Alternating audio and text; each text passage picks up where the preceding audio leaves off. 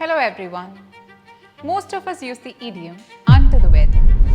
We know under the weather means slightly unwell or low in spirit. In today's video, we are gonna look how to use under the weather. It is used as an adjective, so we have to use a verb with that. First one, feel under the weather. For example, sorry, I can't come to work today because I'm feeling under the weather. Second one, be under the weather. For instance, I couldn't go to the party yesterday because I was under the weather. Third one, look or seem under the weather. For example, is she okay?